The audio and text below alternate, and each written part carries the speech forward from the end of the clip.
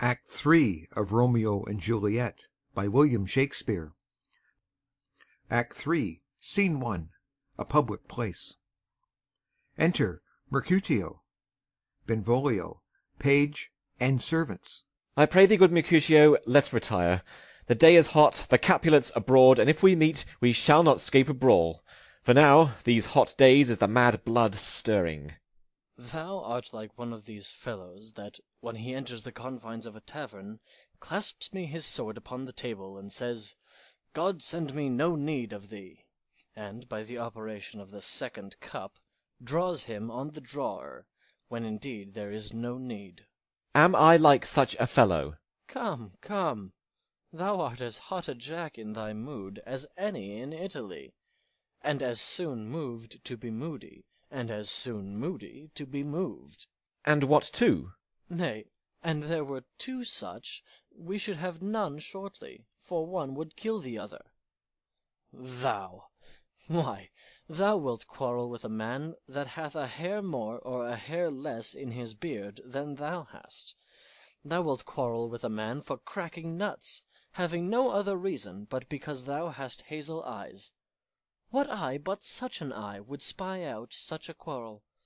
Thy head is as full of quarrels as an egg is full of meat, and yet thy head hath been beaten as addle as an egg for quarrelling. Thou hast quarrelled with a man for coughing in the street, because he hath wakened thy dog that hath lain asleep in the sun. Didst thou not fall out with a tailor for wearing his new doublet before Easter?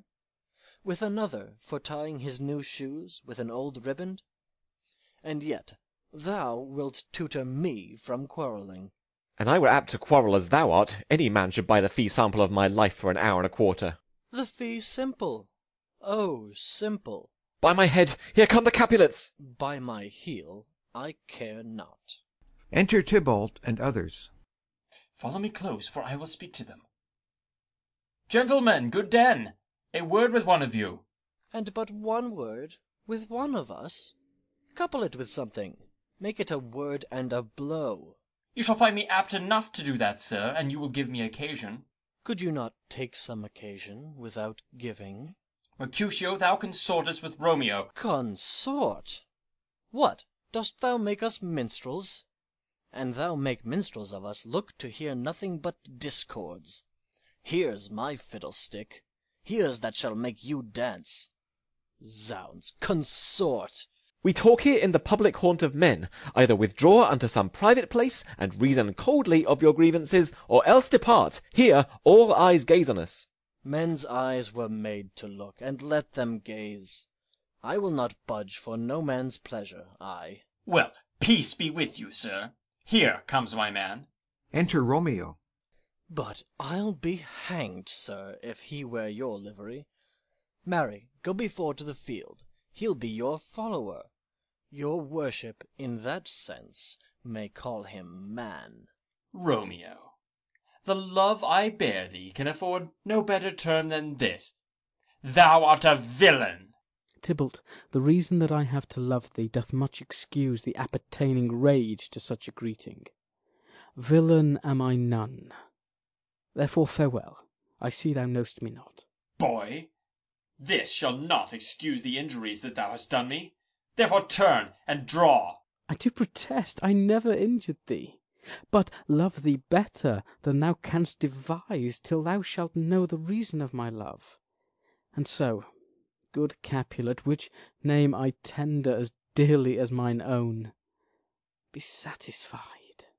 Oh, calm, dishonourable, vile submission. Alla stoccata carries it away. Draws. Tybalt, you rat-chaser, will you walk? What wouldst thou have with me? Good king of cats, nothing but one of your 9 lives. That I mean to make bold withal, and, as you shall use me hereafter, dry beat the rest of the 8. Will you pluck your sword out of his pitcher by the ears? Make haste, lest mine be about your ears ere it be out. I am for you. Drawing. Gentle Mercutio, put thy rapier up. Come, sir, your passado. They fight. Draw, Benvolio, beat down their weapons. Gentlemen, for shame! Forbear this outrage. Tybalt, Mercutio, the prince expressly hath forbid this bandying in Verona streets. Hold, Tybalt! Good Mercutio! Exeunt Tybalt with his partisans. Ah! I am hurt. A plague on both your houses. I am sped. Is he gone, and hath nothing? What, art thou hurt? Ay, ay, a scratch, a scratch. Marry, 'tis enough. Where is my page? Go, villain, fetch a surgeon. Exit Page. Courage, man. The hurt cannot be much.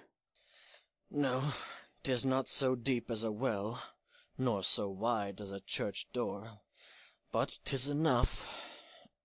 'Twill serve. Ask for me tomorrow, and you shall find me a grave man.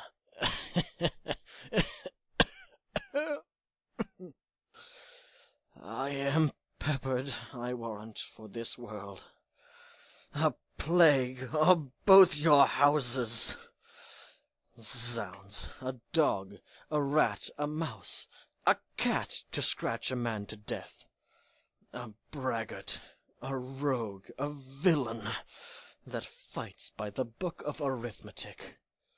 Why the devil came you between us? I was hurt under your arm. I thought all for the best. Help me into some house, Benvolio, or I shall faint. A plague on both your houses! They have made worm's meat of me. I have it, and soundly too. Your houses! Exit Mercutio and Benvolio. This gentleman, the prince's near ally, my very friend, hath got his mortal hurt in my behalf, my reputation stained with Tybalt's slander. Tybalt, that an hour hath been my kinsman. O sweet Juliet, thy beauty hath made me effeminate, and in my temper softened valour's steel. Re-enter Benvolio. O Romeo, Romeo, brave Mercutio's dead! That gallant spirit hath aspired the clouds, which too untimely here did scorn the earth. This day's black fate on more days doth depend. This but begins the woe others must end. Here comes the furious Tybalt back again. Alive in triumph, and Mercutio slain. Away to heaven respective lenity, and fire-eyed fury be my conduct now. Re-enter Tybalt. Now, Tybalt, take the villain back again that late thou gavest me. For Mercutio's soul is but a little way above our heads, staying for thine to keep him company. Either thou, or I, or both, must go with him. Thou, wretched boy, that didst consort him here, shalt with him hence. This shall determine that. They fight. Tybalt falls. Romeo, away, begone! The citizens are up, and Tybalt slain. Stand not amazed, the prince will doom thee death if thou art taken. Hence, begone, away! Oh, I am fortune's fool. Why dost thou stay? Exit Romeo. Enter citizens and company. Which way ran he that killed Mercutio? Tybalt, that murderer, which way ran he? There lies that Tybalt. Up, sir, go with me. I charge thee in the prince's name, obey. Enter Prince, attended. Montague, Capulet, their wives, and others. Where are the vile beginners of this fray? O noble prince, I can discover all the unlucky manage of this fatal brawl. There lies the man, slain by young Romeo, that slew thy kinsman, brave Mercutio. Tybalt, my cousin! O my brother's child! O prince! O husband! O the blood is spilled of my dear kinsman! Prince, as thou art true, for blood of ours, shed blood of Montague. O cousin, cousin! Benvolio, who began this bloody fray? Tybalt, here slain, whom Romeo's hand did slay. Romeo that spoke him fair bade him bethink how nice the quarrel was, and urged withal your high displeasure. All this uttered with gentle breath, calm look, knees humbly bowed, could not take truce with the unruly spleen of Tybalt, deaf to peace. But he that tilts with piercing steel at bold Mercutio's breast, who all as hot turns deadly point to point, and with a martial scorn one hand beats cold death aside, and with the other sends it back to Tybalt, whose dexterity retorts it. Romeo, he cries aloud, hold, hold, friends, part! And swifter than his tongue his agile arm beats down their fatal points, and twixt them rushes, underneath whose arm an envious thrust from Tybalt hit the life of stout Mercutio, and then Tybalt fled, but by and by comes back to Romeo, who had but newly entertained revenge, and to it they go like lightning. For ere I could draw to part them was stout Tybalt slain, and as he fell did Romeo turn and fly. This is the truth, or let Benvolio die. He is a kinsman to the Montague. Affection makes him false, he speaks not true. Some 20 of them fought in this black strife, and all those 20 could but kill one life. I beg for justice, which thou, Prince, must give. Romeo slew Tybalt. Romeo must not live. Romeo slew him. He slew Mercutio, who now the price of his dear blood doth owe. Not Romeo, Prince. He was Mercutio's friend. His fault concludes but what the law should end, the life of Tybalt. And for that offence, immediately we do exile him hence. I have an interest in your hate's proceeding. My blood for your rude brawls doth lie a-bleeding. But I'll immerse you with so strong a fine, that you shall all repent the loss of mine. I will be deaf to pleading and excuses. No tears nor prayers shall purchase out abuses. Therefore use none. Let Romeo hence in haste, else where he is found, that hour is his last. Bear hence this body, and attend our will. Mercy but murders, pardoning those that kill. Exeunt.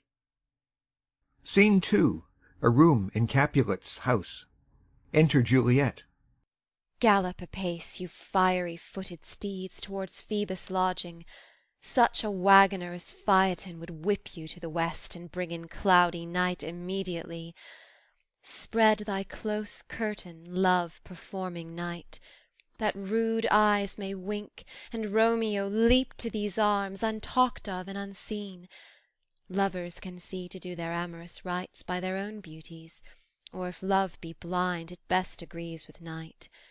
Come, civil night, thou sober-suited matron, all in black, and learn me how to lose a winning match played for a pair of stainless maidenhoods.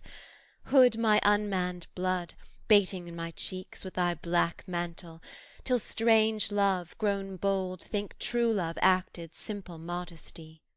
Come, night, come, Romeo, come, thou day in night, for thou wilt lie upon the wings of night, whiter than new snow upon a raven's back.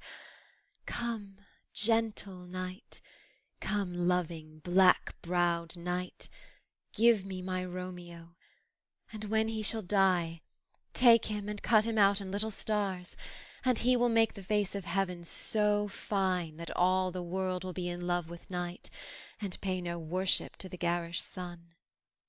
Oh, I have bought the mansion of a love, but not possessed it, and though I am sold, not yet enjoyed. So tedious is this day as is the night before some festival to an impatient child that hath new robes and may not wear them. Oh, here comes my nurse, and she brings news, and every tongue that speaks but Romeo's name speaks heavenly eloquence. Enter Nurse with cords. Now, nurse, what news? What hast thou there? The cords that Romeo bid thee fetch? Ay, the cords. Throws them down. Ah me, what news? Why dost thou wring thy hands? Ah, well a day! He's dead, he's dead, he's dead! We are undone, lady, we are undone. Alack the day, he's gone, he's killed, he's dead. Can heaven be so envious? Romeo can, though heaven cannot. Oh, Romeo, Romeo! Who would ever have thought it? Romeo! What devil art thou that dost torment me thus? This torture should be roared in dismal hell. Hath Romeo slain himself? Say thou but I, and that bare vowel I shall poison more than the death-darting eye of cockatrice. I am not I, if there be such an eye, or those eyes shut that make thee answer I. If he be slain, say I, or if not, no. Brief sounds determine of my weal or woe. I saw the wound, I saw it with mine eyes. God save the mark, here, on his manly breast. A piteous course, a bloody piteous course. Pale, pale as ashes, all bedaubed in blood, all in gore blood. I swooned at the sight. Oh, break, my heart, poor bankrout, break at once, to prison eyes, ne'er look on liberty. Vile earth, to earth resign, end motion here, and thou and Romeo press one heavy bier. O Tybalt, Tybalt, the best friend I had! O courteous Tybalt, honest gentleman, that ever I should live to see thee dead! What storm is this that blows so contrary?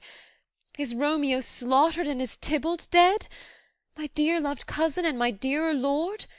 Then, dreadful trumpet, sound the general doom.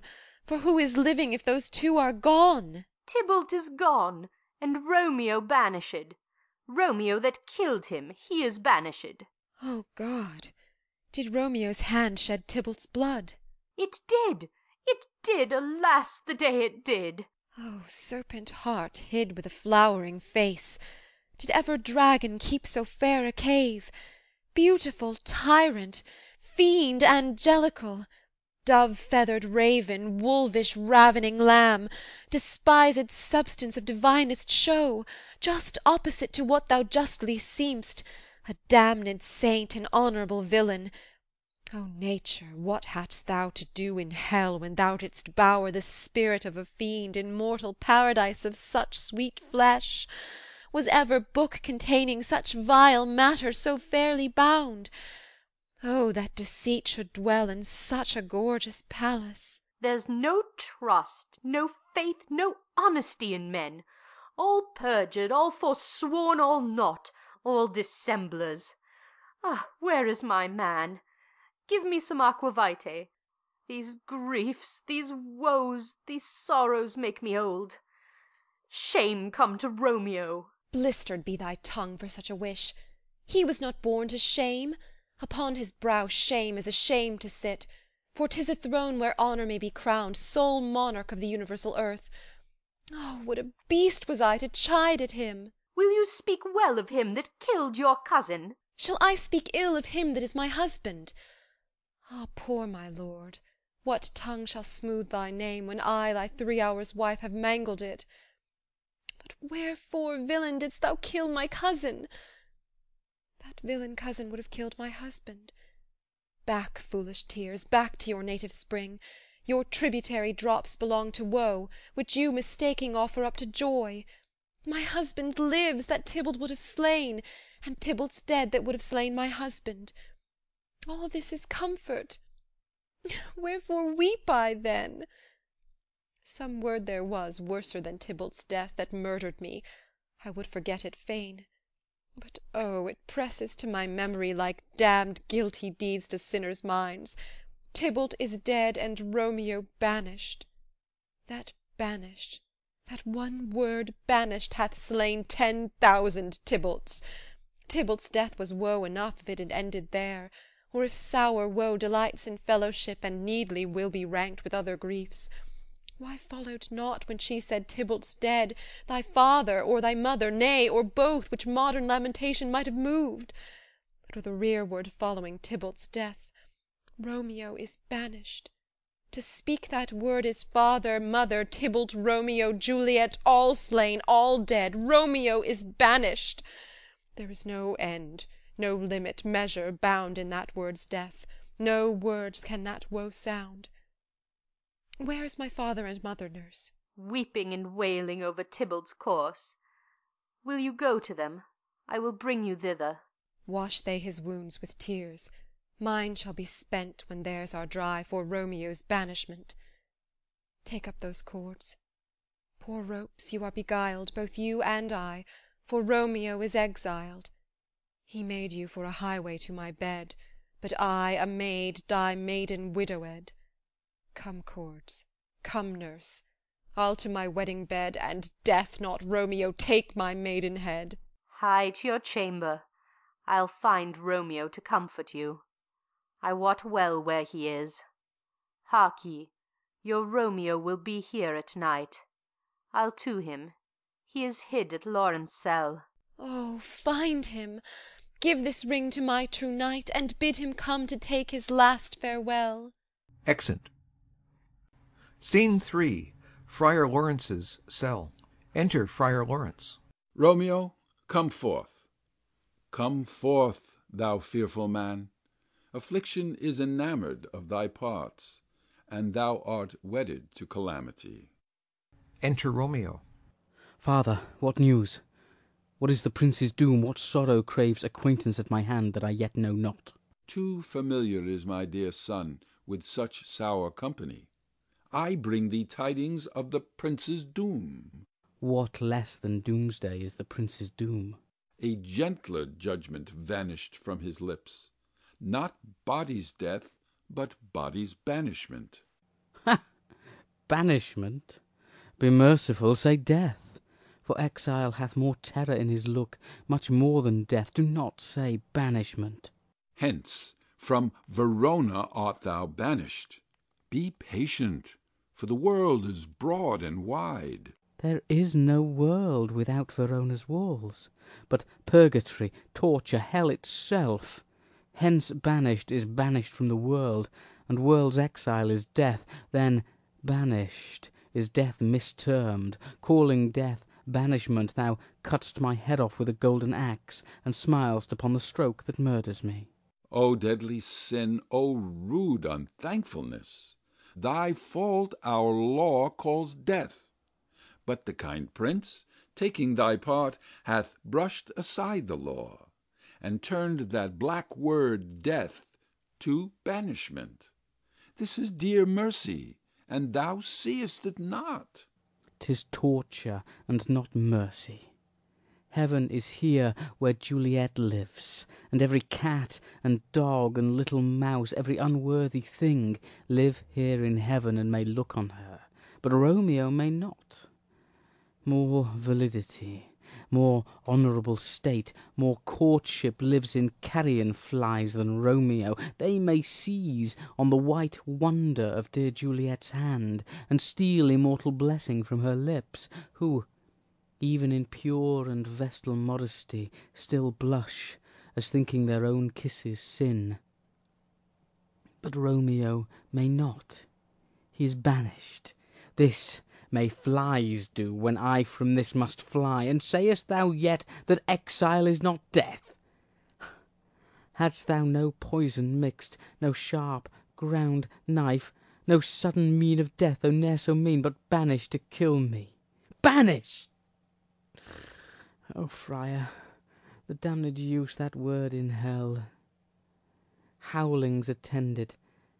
How hast thou the heart, being a divine, a ghostly confessor, a sin absolver, and my friend professed, to mangle me with that word banishment?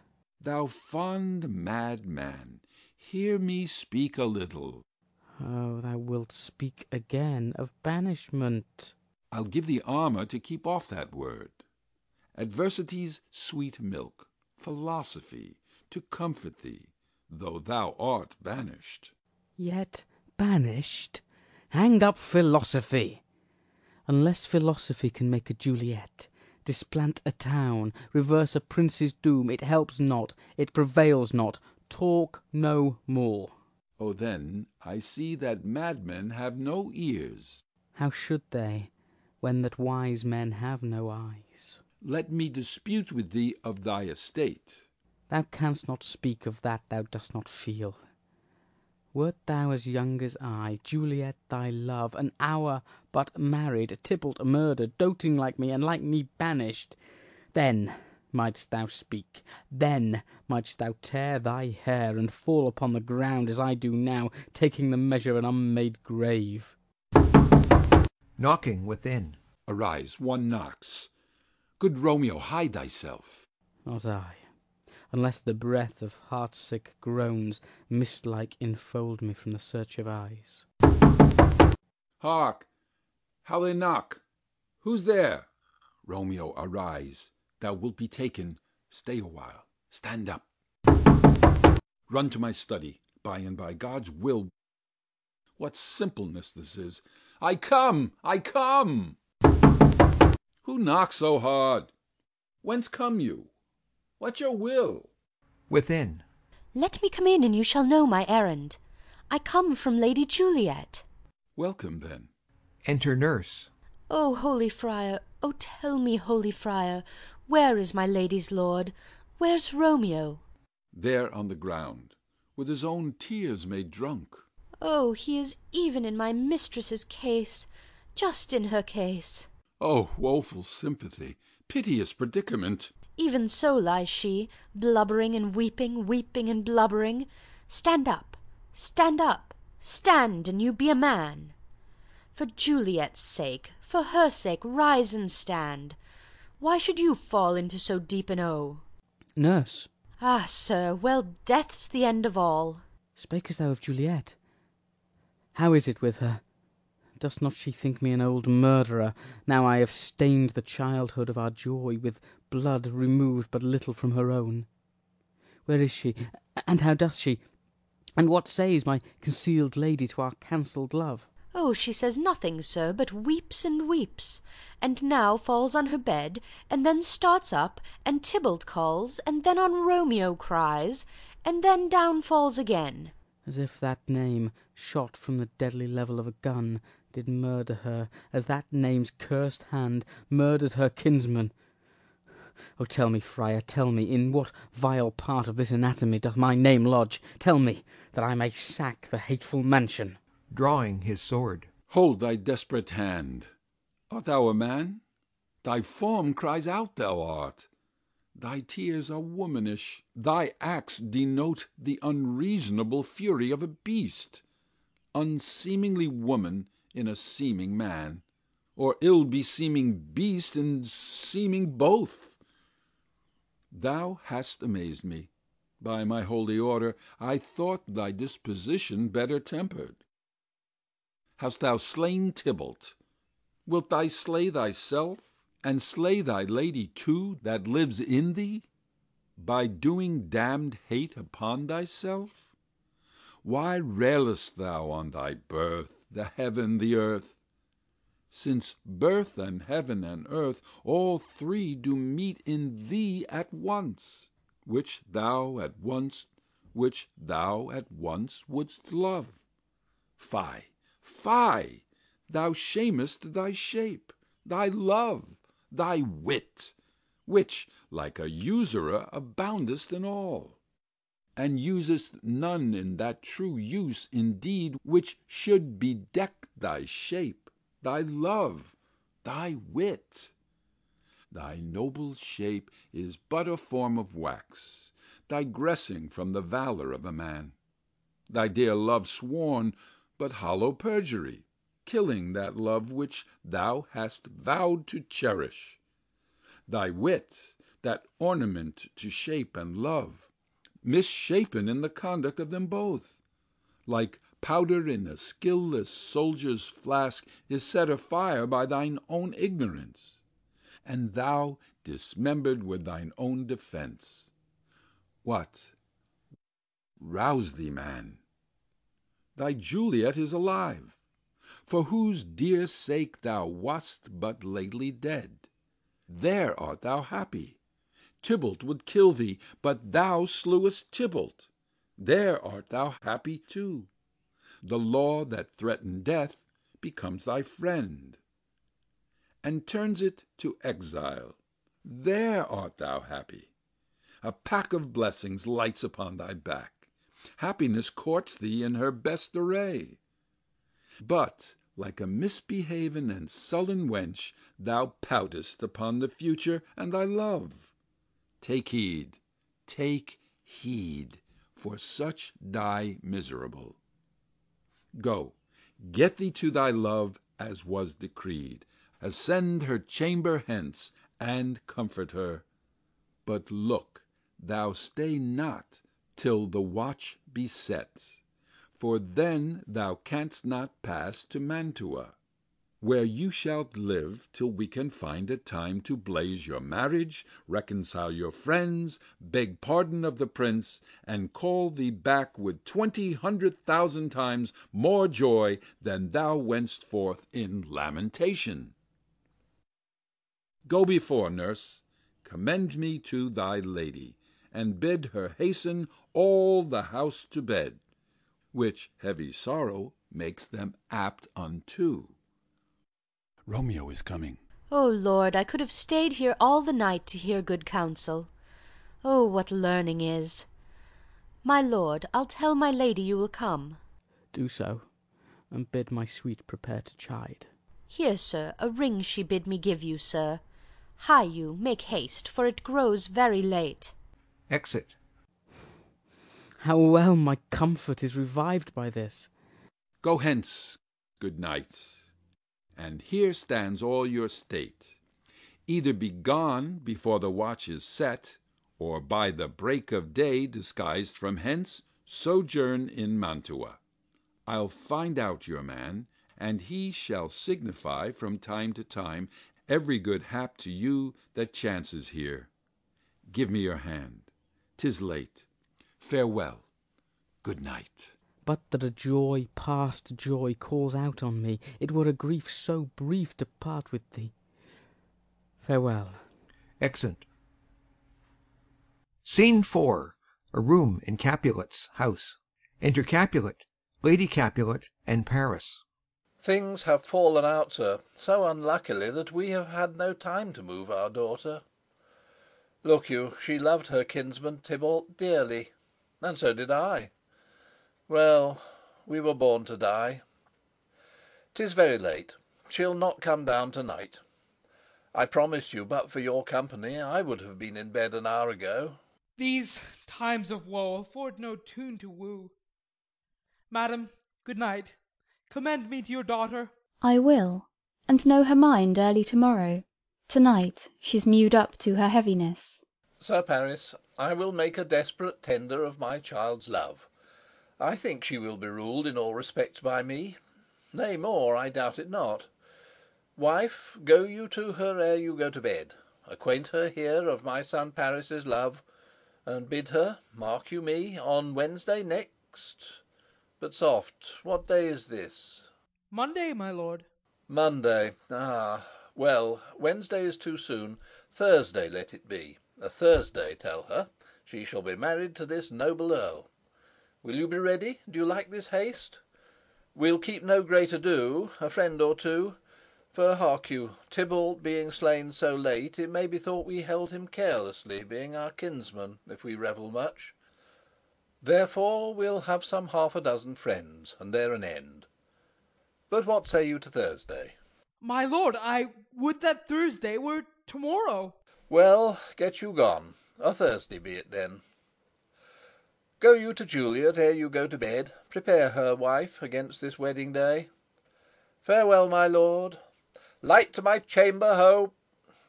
For me, it is so very, very late that we may call it early by and by. Good night. Exeunt. Scene 5. An open gallery to Juliet's chamber, overlooking the garden. Enter Romeo and Juliet. Wilt thou be gone? It is not yet near day. It was the nightingale, and not the lark, that pierced the fearful hollow of thine ear. Nightly she sings on yond pomegranate tree.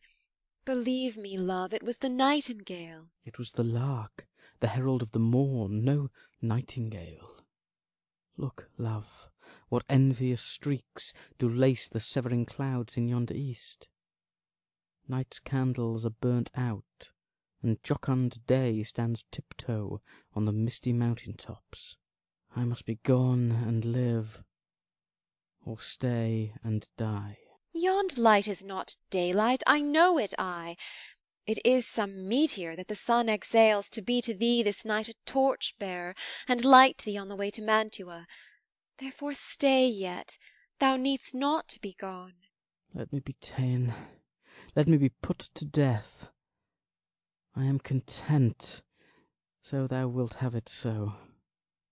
I'll say yon grey is not the morning's eye, 'tis but the pale reflex of Cynthia's brow, nor that is not the lark whose notes do beat the vaulty heavens so high above our heads. I have more care to stay than will to go. Come, death, and welcome. Juliet wills it so. How is't, my soul? Let's talk. It is not day. It is, it is. Hie, hence, be gone, away. It is the lark that sings so out of tune, straining harsh discords and unpleasing sharps. Some say the lark makes sweet division. This doth not so, for she divideth us. Some say the lark and loathed toad change eyes. Oh, now I would they had changed voices too, since arm from arm that voice doth us affray, hunting thee hence with hunts up to the day. Oh, now be gone, more light and light it grows. More light and light, more dark and dark our woes. Enter Nurse. Madam! Nurse? Your lady mother is coming to your chamber. The day is broke. Be wary, look about. Exit. Then window let day in, and let life out. Farewell, farewell. One kiss, and I'll descend. Descends. Art thou gone so? My lord, my love, my friend, I must hear from thee every day o' the hour, for in a minute there are many days. Oh, by this count I shall be much in years ere I again behold my Romeo. Farewell. I will omit no opportunity that may convey my greetings, love, to thee. Oh, think'st thou we shall ever meet again? I doubt it not, and all these woes shall serve for sweet discourses in our time to come. Oh, God, I have an ill-divining soul. Methinks I see thee now thou art below, as one dead in the bottom of a tomb. Either my eyesight fails, or thou look'st pale. And trust me, love, in my eyes so do you. Dry sorrow drinks our blood. Adieu. Adieu. Exit below. Oh, Fortune, Fortune, all men call thee fickle. If thou art fickle, what dost thou with him that is renowned for faith? Be fickle, Fortune, for then I hope thou wilt not keep him long, but send him back. Within. Who, daughter? Are you up? Who is't that calls? Is it my lady mother? Is she not down so late, or up so early? What unaccustomed cause procures her hither? Enter Lady Capulet. Why, how now, Juliet? Madam, I am not well. Evermore weeping for your cousin's death? What, wilt thou wash him from his grave with tears? And if thou couldst not make him live. Therefore have done. Some grief shows much of love, but much of grief shows still some want of wit. Yet let me weep for such a feeling loss. So shall you feel the loss, but not the friend which you weep for. Feeling so the loss, I cannot choose but ever weep the friend. Well, girl, thou weep'st not so much for his death, as that the villain lives which slaughtered him. What villain, madam? That same villain, Romeo. Villain and he be many miles asunder. God pardon him, I do, with all my heart, and yet no man like he doth grieve my heart. That is because the traitor murderer lives. Ay, madam, from the reach of these my hands. Would none but I might venge my cousin's death. We will have vengeance for it, fear thou not. Then weep no more. I'll send to one in Mantua, where that same banished runagate doth live, shall give him such an unaccustomed dram, that he shall soon keep Tybalt company. And then, I hope, thou wilt be satisfied. Indeed, I never shall be satisfied with Romeo till I behold him dead.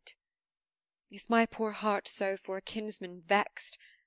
Madam, if you could find out but a man to bear a poison, I would temper it, that Romeo should, upon receipt thereof, soon sleep in quiet.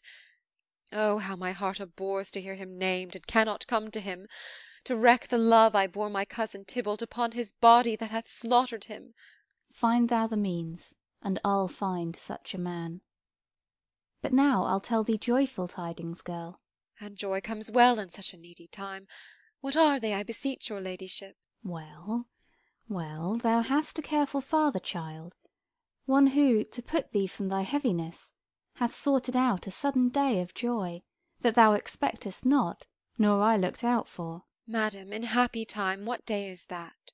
Marry, my child, early next Thursday morn, the gallant, young, and noble gentleman, the County Paris, at St. Peter's Church, shall happily make thee there a joyful bride. Now by St. Peter's Church, and Peter too, he shall not make me there a joyful bride. I wonder at this haste, that I must wed ere he that should be husband comes to woo. I pray you tell my lord and father, madam, I will not marry yet, and when I do, I swear it shall be Romeo, whom you know I hate, rather than Paris. These are news indeed. Here comes your father. Tell him so yourself, and see how he will take it at your hands. Enter Capulet and Nurse. When the sun sets, the air doth drizzle dew, but for the sunset of my brother's son it rains downright. How now, a cundit girl, what, still in tears? Evermore showering? In one little body thou counterfeit'st a bark, a sea, a wind. For still thy eyes, which I may call the sea, do ebb and flow with tears. The bark thy body is, sailing in this salt flood.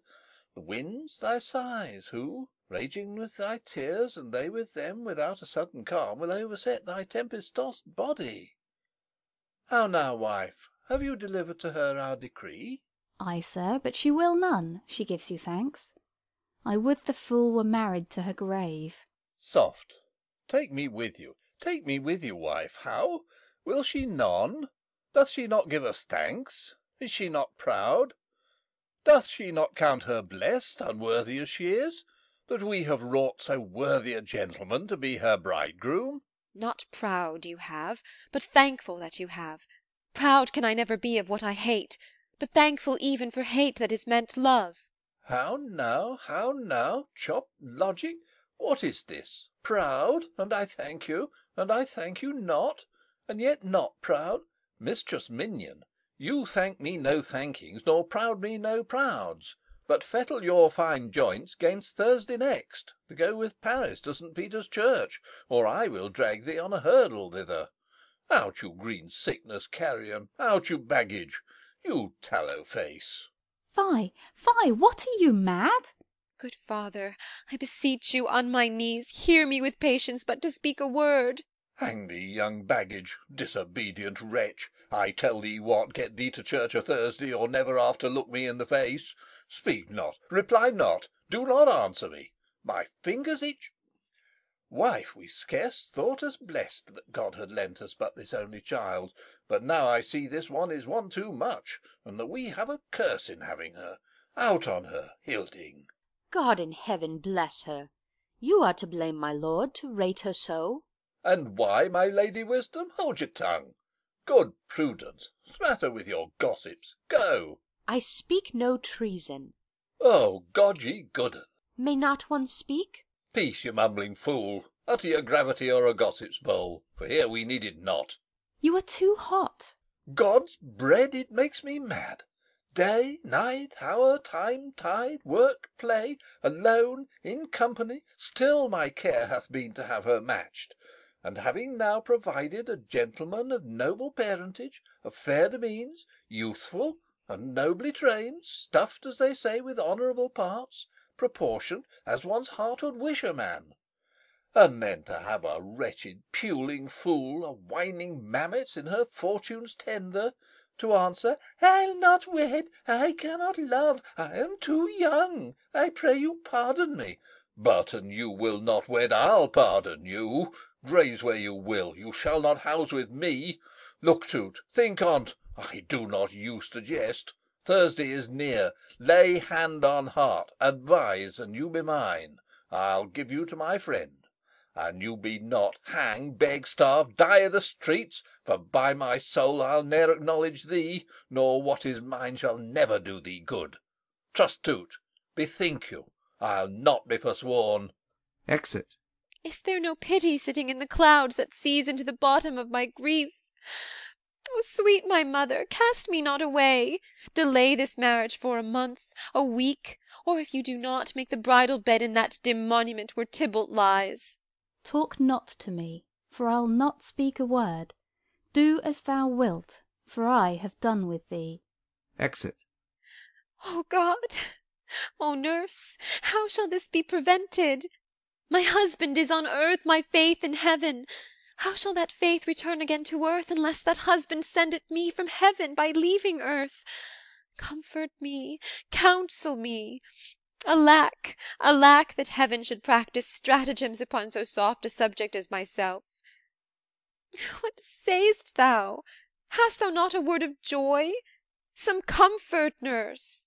Faith, here 'tis. Romeo is banished, and all the world to nothing, that he dares ne'er come back to challenge you, or if he do, it needs must be by stealth. Then, since the case so stands as now it doth, I think it best you married with the county. Oh, he is a lovely gentleman. Romeo's a dish-clout to him. An eagle, madam, hath not so green, so quick, so fair an eye as Paris hath. Beshrew my very heart, I think you are happy in this second match, for it excels your first; or if it did not, your first is dead, or 'twere as good he were as living here, and you no use of him. Speak'st thou this from thy heart? And from my soul too, or else beshrew them both. Amen. What? Well, thou hast comforted me marvellous much. Go in, and tell my lady I am gone, having displeased my father, to Lawrence's cell, to make confession and to be absolved. Marry, I will, and this is wisely done. Exit. Ancient damnation!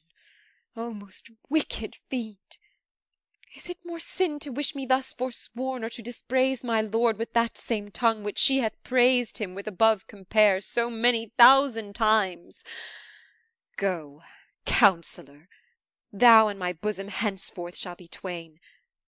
I'll to the friar to know his remedy. If all else fail, myself have power to die. Exit. End of Act 3.